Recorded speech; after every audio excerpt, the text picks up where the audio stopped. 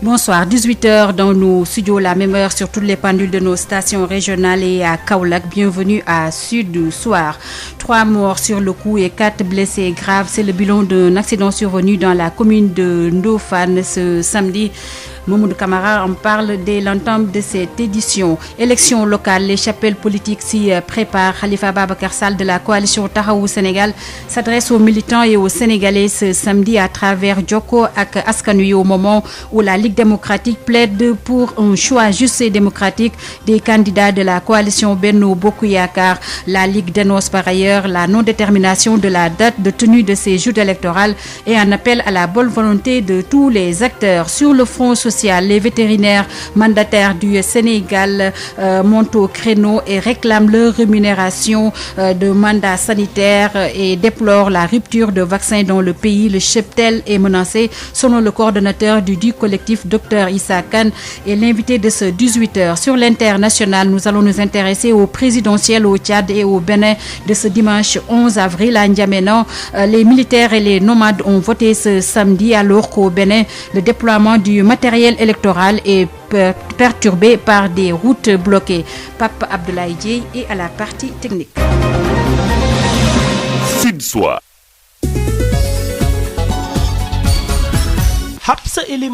Bonsoir et bienvenue à Sud Soir. Je vous le disais tout à l'heure en titre, ce samedi, 3 morts ont été donc dénombrés et 4 blessés graves. C'est le bilan de l'accident survenu dans la commune de Ndofane. Un élément de la 36e compagnie d'incendie et de secours a rendu l'âme à hauteur de Mbirkilane. Un garçon âgé de 5 ans a été également mortellement fauché par un véhicule de transport en commun vers Bandoulou sur la route de Passy. 3 morts sur le coup, dont une épouse d'un gendarme et 4 blessés graves. C'est le bilan de l'accident de la circulation qui est survenu ce samedi à hauteur de la station d'essence Diapandal dans la commune de Ndofane. Il s'agit d'un véhicule de marque Peugeot, immatriculé KL 2868, qui roulait dans le sens Nioro-Kaolack et à bord duquel se trouvaient 7 passagers. Ce véhicule voulait éviter une moto Jakarta et le conducteur a dérapé avant de faire des tonneaux dans le décor. Les corps sans vie des victimes ont été déposés par les sapeurs-pompiers à la morgue du centre hospitalier régional El Hadji Ibrahima Niass de Kaolack. C'est au niveau de la même structure sanitaire que les blessés ont été également évacués. Ce samedi également, un camion s'est écroulé à hauteur de Mbirkilane. Bilan: un soldat du feu de la 33e compagnie d'incendie et de secours ayant fait 2 ans de service a rendu l'âme suite à ses blessures et il a succombé ce vendredi. Un autre accident de la circulation à Bandoulou vers Passy où un garçon âgé de 5 ans a été mortellement fauché par un véhicule de transport en commun. L'enfant a également rendu l'âme sur le coup. Prudence sur la route. Kaolack, Mamadou Camara, Sud FM. Sud FM vous transporte partout dans le Sénégal. La mobilisation des jeunes du Fouta, dénommée Fouta Tampi, n'a finalement pas eu lieu et elle a été dispersée par les forces de l'ordre.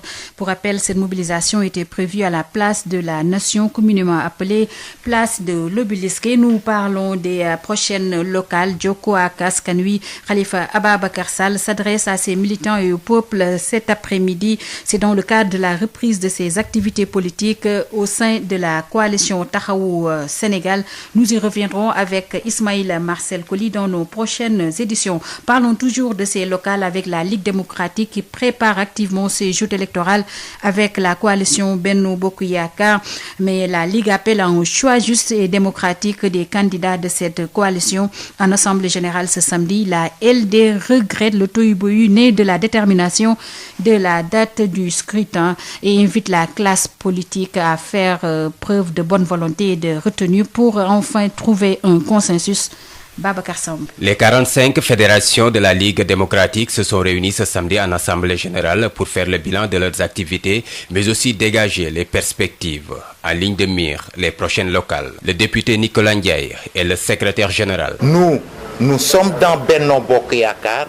Nous aurions souhaité dans toutes les collectivités locales, et c'est un souhait très fort chez nous, que Benno Bokk Yakaar aille dans chaque collectivité locale dans une seule liste. Maintenant, ceci, pour que ce soit possible, il faut que chacun se reconnaisse dans la coalition. Quand quelque part, après discussion, on voit que c'est un membre de la LD qui doit être investi comme maire, qu'on l'investisse. Si ailleurs c'est un membre du Parti Socialiste ou un membre de l'APR, qu'on l'investisse.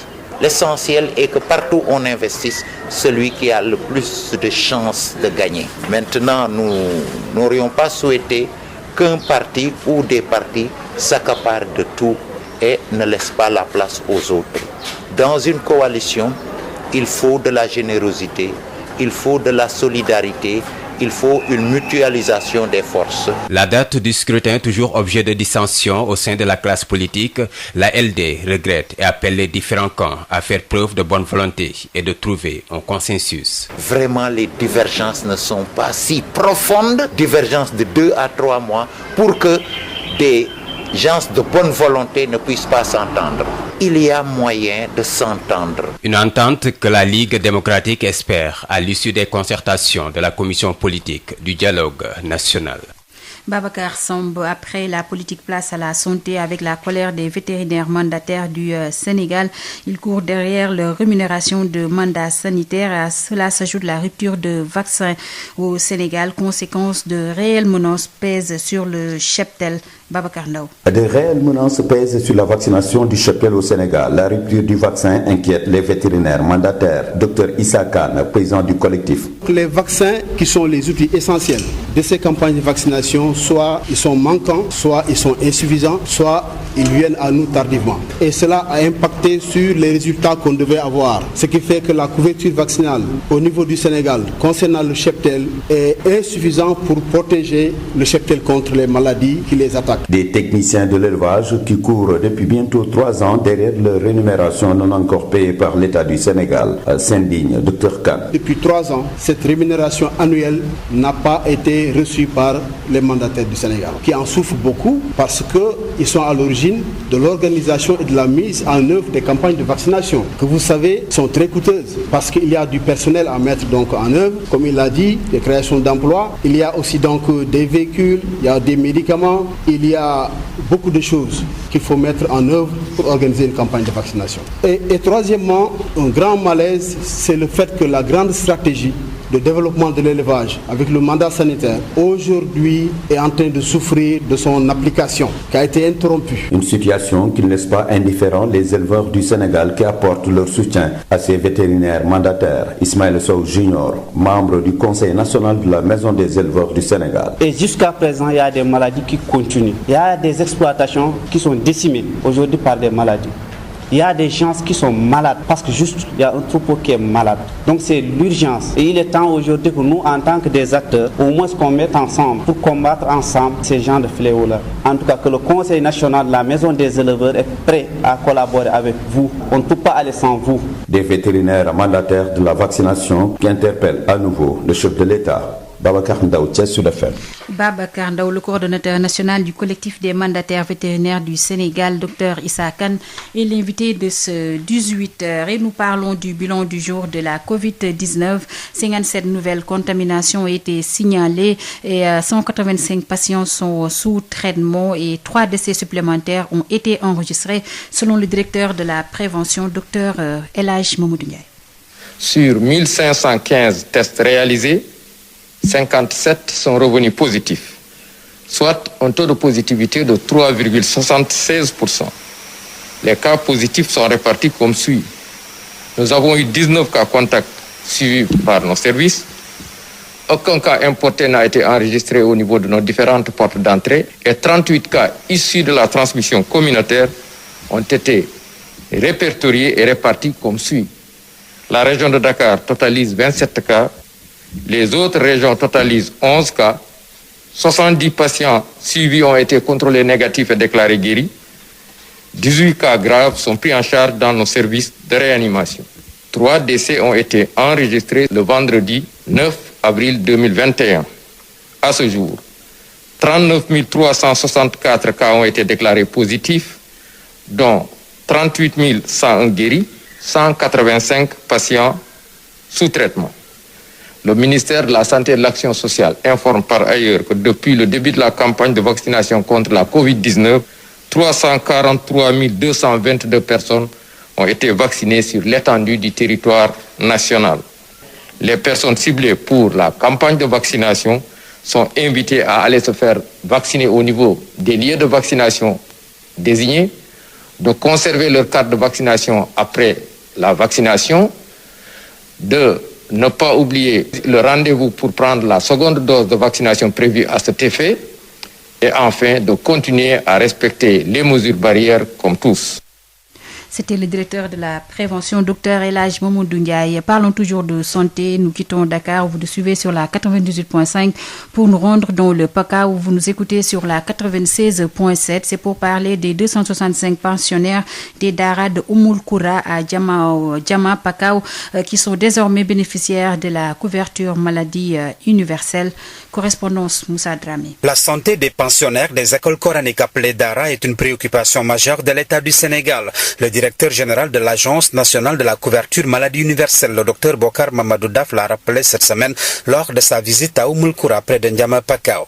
Ici, le khalife général Cheikh El Hadj Sidi Dramé, président des Oulémas Mandeng du Sénégal et ambassadeur international de la paix, a enrôlé 265 talibés à la grande satisfaction du directeur général de la CMU, docteur Bokar Mamadou Daf. Je suis vraiment très fier de voir enfin la CMU Daara prendre forme au Sénégal. Nous devons et nous avons la responsabilité de les couvrir tous, d'assurer qu'ils soient en bonne santé, qu'ils puissent se former afin d'être des acteurs de production et de pouvoir développer le pays. Nous sommes heureux de dire qu'après Cheikh Sidi Mokhtar, qui a eu déjà avancé 20 millions pour encadrer et mutualiser les Ndongo Daara, El Hadj Cheikh Sidi Dramé est la deuxième personnalité religieuse à le faire de manière pratique. Plus de 200 et quelques enfants. Et le directeur général de la CMU d'exhorter les autres guides religieux de Sédhiou à suivre le pas de Cheikh El Hadj Sidi Dramé. Nous pensons que les autres autorités qui vont suivre cela seront aussi encouragées à aller dans le même sens. Dire que l'Agence pour la couverture maladie universelle est à leur disposition pour les accompagner, tel que recommandé par la plus haute autorité, le chef de l'État,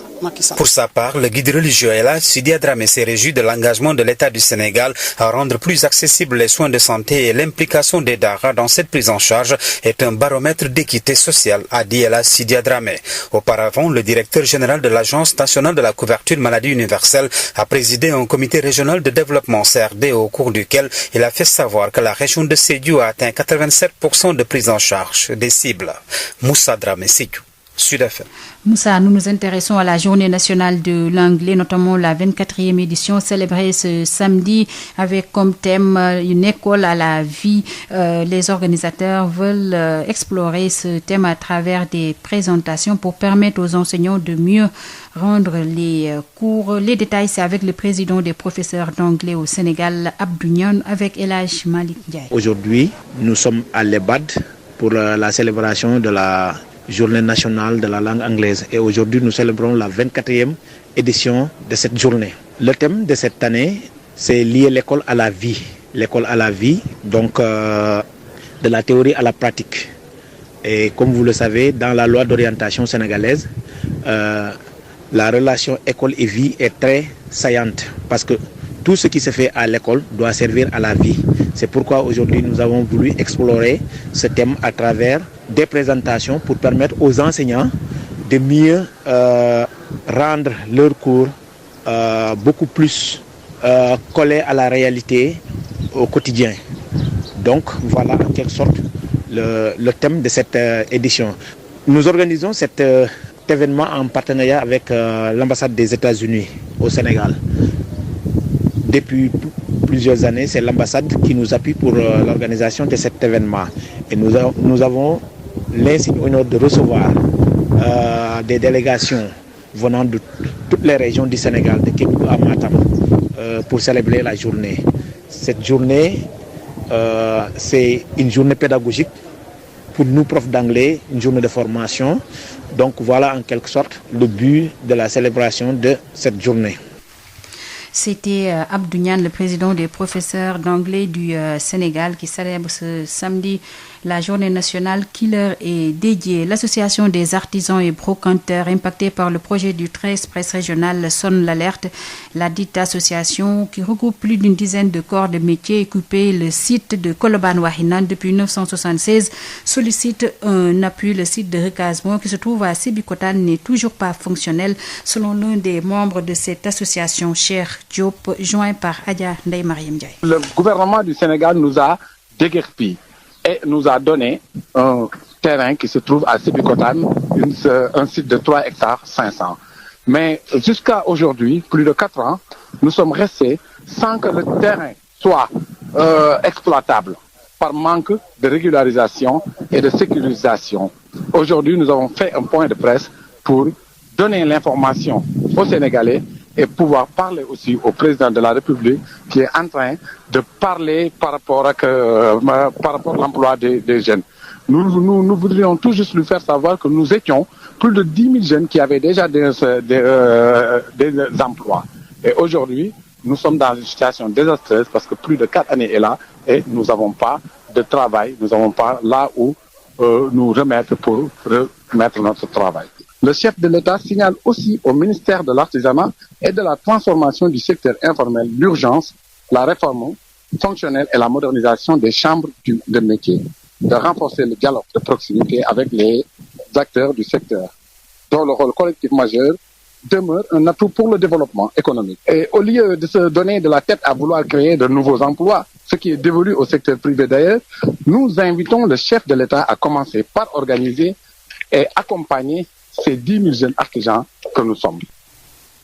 C'était Cheikh Diop, membre de l'association des artisans et brocanteurs impactés par le projet du train express régional. Le métier de transformatrice des produits halieutiques menacé à cause du pillage des ressources, de la raréfaction de la ressource et de la Covid-19, entre autres, selon la présidente de l'Association nationale des femmes transformatrices, Diaba Diop, interrogée par Mame Diarra Da Silva. La quantité de produits débarqués diminue à cause de la pandémie, raison pour laquelle nous, en tant que femmes transformatrices, nous ne parviendrons pas à avoir des produits à transformer. Et le peu qu'on a transformé, nous ne parviendrons pas aussi à le vendre. Actuellement, on a rencontré de sérieux problèmes présentement, parce que pour le peu de produits que nous voyons, il y a la hausse des prix, ou bien on ne voit même pas ce poisson-là, on est obligé d'aller dans les marchés centrales aux poissons. Donc, nous achetons les cartons de 20 kilos pour les transformer. Alors que, quand il y avait suffisamment de poissons, le prix d'une caisse de poissons devient maintenant le prix d'une carton. Par exemple, une carton de 20 kilos, par exemple, de sardines. Si tu l'achètes à 11 000, 8 000, alors que dans les années passées, tu achetais une caisse de poissons sardines à 3 000, 4 000. Donc, il y a problème. Les caisses de thon que nous transformons en fermenté séché, donc, ces thons-là, on achetait la caisse auparavant entre 2 000, 3 000, maximum 4 000. Mais présentement, nous achetons la caisse entre 8 000, 9 000. Donc, il y a problème. Cela montre que le produit est rare. Mais cela montre que aussi avec la pandémie, il y a problème parce qu'il y a le problème d'approvisionnement, mais il y a aussi le problème de vente après production. Il faut que nos autorités nous appuient, surtout nous les femmes transformatrices. Nous n'avons pas le droit de dire qu'il n'y a pas d'appui, parce qu'il y a certaines parmi des femmes qui ont reçu le financement d'AID, mais la quasi-totalité des femmes n'ont pas reçu. Donc, je peux dire qu'il y a une insuffisance de financement pour que les femmes puissent continuer à faire la transformation, pour pouvoir relancer nos activités. Parce qu'on ne peut pas payer l'escolarité de nos enfants, ni assurer la nourriture à la maison, à cause de la rareté de la ressource, mais aussi à cause de la pandémie qui a bouleverser toutes nos activités. Donc pour relancer ça, il faut qu'on nous appuie sur le côté financement, mais un financement adapté, avec une faible taux d'intérêt. Sud FM vous transporte partout au Sénégal et dans le monde. Sud International. L'élection présidentielle au Bénin se tient demain, dimanche 11 avril, à moins de 24 heures de ce scrutin. Le blocage des voies par les manifestants anti-talons perturbe l'acheminement du matériel électoral vers les bureaux de vote du nord du pays. Des camions ont été bloqués et le matériel doit être en place rapidement pour accueillir les électeurs dès demain matin à 7 heures. C'est une course contre la montre qui commence. Pour rappel, le président Patrice Talon prit un deuxième mandat. Il va faire face à 2 adversaires, mais les grandes figures de l'opposition n'ont pas pu se présenter. Nous restons en Afrique, Pape Abdoulaye, pour toujours parler de présidentielle. Cette fois-ci au Tchad, les bureaux de vote ont ouvert de 6h à 17h ce samedi pour les policiers et militaires afin qu'ils puissent assurer la sécurité lors du scrutin de demain 11 avril. À N'Djamena, 115 bureaux de vote leur étaient destinés. Les nomades ont quant à eux 2 jours pour voter car ils sont toujours en mouvement. Il est difficile de les regrouper sur une journée, explique-t-on à la CENI, d'autant qu'ils sont nombreux et ces nomades représentent 1/10 de l'électorat selon un analyste. Toutefois, il n'y avait aucune distanciation sociale. Et enfin, parlons des funérailles du prince Philippe qui vont se dérouler samedi prochain, 17 avril, à 14h, temps universel, à la chapelle Saint-Georges du château de Windsor, où s'est éteint l'époux d'Elisabeth de vendredi. C'est ce qu'a annoncé ce samedi le palais de Buckingham. Le prince Harry, actuellement en Californie, va y assister sans son épouse Meghan Markle. Une minute de silence sera observée dans le pays au début de la cérémonie. 19h, donc 18h22 dans nos studios, nous accueillons notre invité. Il s'agit de Dr Issa Kane, il est le coordonnateur national du collectif des mandataires vétérinaires du Sénégal. Il répond à Babacar Ndao. Les préoccupations les plus essentielles, c'est d'abord que les missions de vaccination du bétail qu'on nous a confiées souffrent d'une façon chronique du défaut de disponibilité des vaccins. Donc les vaccins qui sont les outils essentiels de ces campagnes de vaccination, soit ils sont manquants, soit ils sont insuffisants, soit ils viennent à nous tardivement. Et cela a impacté sur les résultats qu'on devait avoir. Ce qui fait que la couverture vaccinale au niveau du Sénégal concernant le cheptel est insuffisant pour protéger le cheptel contre les maladies qui les attaquent. Et donc, un hécatombe sanitaire est une chose possible au Sénégal, dans ces conditions. Deuxièmement, c'est que les mandataires sont rémunérés par l'État du Sénégal, avec un contrat signé avec l'État du Sénégal. Et il se trouve que depuis 3 ans, cette rémunération annuelle n'a pas été reçue par les mandataires du Sénégal, qui en souffrent beaucoup parce qu'ils sont à l'origine de l'organisation et de la mise en œuvre des campagnes de vaccination, que vous savez sont très coûteuses, parce qu'il y a du personnel à mettre donc en œuvre, comme il l'a dit, des créations d'emplois, il y a aussi donc des véhicules, il y a des médicaments, il y a beaucoup de choses qu'il faut mettre en œuvre pour organiser une campagne de vaccination. Et troisièmement, un grand malaise, c'est le fait que la grande stratégie de développement de l'élevage avec le mandat sanitaire, aujourd'hui est en train de souffrir de son application, qui a été interrompue. Et ceux qui l'ont interrompu, bien entendu, l'ont fait sans se rendre compte de tout ce qui a comme impact dans la protection sanitaire et le développement de l'élevage. Donc nous appelons à ce que les autorités, les décideurs reviennent à cette politique, cette grande politique de développement de l'élevage qui est le mandat sanitaire, et que des assises entre les acteurs du mandat sanitaire que sont l'État du Sénégal, les vétérinaires et les éleveurs soient organisées le plus rapidement possible afin de lever les contraintes et de trouver une voie pour retourner à cette politique, pour le grand bonheur de l'élevage sénégalais. Vous savez, les taux de couverture sont annuels. Ils sont même zonales. Dans toutes les régions du Sénégal, nous n'avons pas les mêmes taux de couverture. Et les taux de couverture aussi varient d'une espèce à l'autre. Mais d'une façon générale, retenons qu'il y a une loi générale, qui est la loi de Nicole, qui dit que pour qu'un cheptel soit bien couvert et protégé, il faut qu'il soit vacciné à hauteur de 80%. Et comme je le dis, ce taux est rarement atteint au Sénégal depuis plusieurs années. Or, le fait que ce taux n'est pas atteint met le pays dans un risque sérieux. Vous savez, je prends l'exemple, par exemple, du SARS-CoV-2, c'est l'agent causal du Covid-19. l'origine pose problème aujourd'hui. On pense qu'il vient de chauve-souris et il y a une deuxième hypothèse qui croit qu'il vient des animaux de compagnie. Il faudra que ces animaux de compagnie soient surveillés. Et il n'y a que le mandataire qui peut les surveiller parce que la symptomatologie au niveau de ces animaux n'est maîtrisée que par le mandataire. Il y a aussi que tout ce qui se fait comme prélèvement, comme mise en quarantaine, tous les actes médicaux dans la lutte contre cette pandémie concernant son origine et la transformation donc des souches en variantes, comme vous le savez, il y a la même mise du dispositif national des mandataires qui doit intervenir. Et dans ces conditions, ce dispositif n'est pas opérationnel pour prendre en charge ses responsabilités. Docteur, vous êtes à quel taux de vaccination? Vous avez parlé de 1 million et quelques sur peut-être un total de plusieurs millions. Oui, vous savez, ça fait 2 ans que les réunions nationales de bilan du mandat sanitaire de la vaccination donc n'ont pas été effectuées au Sénégal. Donc, il est difficile d'avoir un taux officiel. Même si les mandataires dégagent un taux avec donc les statistiques qu'ils ont, l'État peut dire que ce taux n'est pas le bon. Donc ça fait 2 ans que cette réunion de bilan n'a pas été tenue et donc ça fait 2 ans que théoriquement on ne connaît pas officiellement les taux de vaccination au niveau du bétail. Avez-vous essayé de chercher où se situe un peu le blocage quant aux, disons, difficultés de rémunération? C'est une question qui n'est pas de notre contrepartie. Cette question est liée à la gestion de l'administration du mécanisme de financement du mandat sanitaire. Parce que pour cette activité importante, il est important de trouver un mécanisme durable et fiable de financement. Si ce mécanisme n'existe pas, alors tout ce qui se passe dans nos pays, vous le savez, quelquefois il y a des réajustements budgétaires, des ponctions budgétaires qui peuvent donc menacer des fonds importants. Or ce fonds-là devait être garanti. En France, la rémunération du mandat sanitaire est logée dans le code des impôts. C'est une façon vraiment sûre de garantir sa pérennité.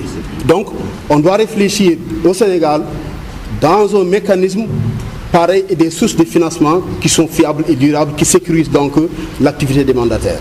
Les recommandations à l'endroit du chef de l'État, c'est d'abord, nous nous félicitons de l'intérêt que nous avons appris de sa part concernant le secteur de l'élevage. Et cela nous facilite la tâche et nous sommes convaincus que le chef de l'État peut-être n'est pas au courant de ces désagréments qui se passent au niveau de l'élevage, au cœur du dispositif de l'élevage. Parce que le mandataire occupe la quintessence de l'action pour la protection du cheptel au Sénégal.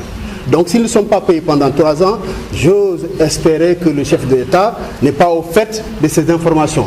Et nous demandons à ce qu'ils s'en saisissent. Je suis sûr qu'à partir d'aujourd'hui, ces informations seront bel et bien à sa disposition et qu'il puisse réagir comme nous l'attendons dans le bien-être total de l'élevage sénégalais. Nous sommes au total 52 sur le territoire national du Sénégal, éparpillés dans toutes les régions avec un bon maillage de plus en plus étanche chaque année durant avec la sortie de nouveaux mandataires de l'école de formation de Dakar. Bon, l'enveloppe, je crois que c'est aux environs au total pour les 2 années, sauf l'année derrière, 230 millions environ. C'est pas beaucoup. C'est pas beaucoup, à part l'année 2020. 230 millions, c'est pas beaucoup. Je crois qu'avec un effort minimum, l'État du Sénégal peut faire en sorte que cette question passe aux oubliettes. Hapsa Eliman Wan. 18h29 dans nos studios, c'est la fin de Sud Soir, le rappel des titres. Week-end macabre sur les routes à Kaolack, 3 décès et 4 blessés graves ont été recensés, nous a dit Mamadou Kamara. Élection locale, les chapelles politiques s'y préparent. Khalifa Ababacar Sall de la coalition Taxawu Sénégal s'adresse aux militants et aux Sénégalais ce samedi à travers Joko ak Askan Wi, au moment où la Ligue démocratique plaide pour un choix juste et démocratique des candidats de la coalition Benno Bokk Yakaar. Elle dénonce par ailleurs la non-détermination de la date de tenue de ces joutes électorales et un appel à la bonne volonté de tous les acteurs politiques. Sur le front social, les vétérinaires mandataires du Sénégal montent au créneau et réclament leur rémunération et dénoncent la rupture de vaccins dans le pays. Le cheptel est menacé selon le coordonnateur du collectif, Dr Issa Kane. Il était l'invité de ce 18h. Sur l'international, nous sommes intéressés au présidentiel au Tchad et au Bénin de ce dimanche 11 avril à N'Djamena. Les militaires et les nomades ont voté ce samedi alors qu'au Bénin, le déploiement du matériel électoral est perturbé par des routes bloquées. Merci à Pape Abdoulaye Dieye qui était à la technique. Merci également à vous, chères auditrices et auditeurs de Sen Radio. Prochain rendez-vous d'information, ce sera à 21h. Très bonne suite de programme.